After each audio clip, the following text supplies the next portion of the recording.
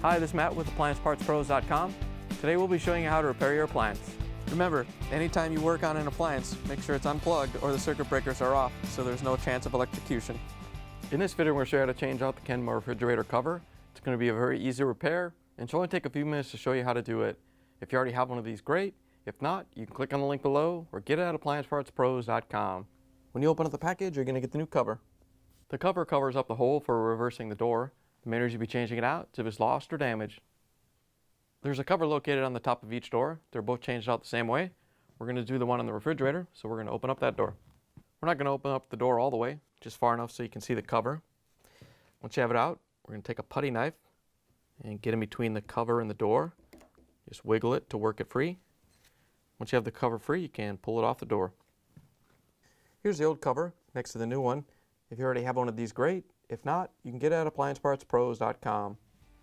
To put the new cover on, all you have to do is set it into place and push it down into the opening. Once you have it pushed in, you can close the refrigerator door, plug it back in, and make sure it starts to cool. Thanks for joining us for another successful repair brought to you by AppliancePartsPros.com. Check out our other repair videos on our site, Facebook, and YouTube.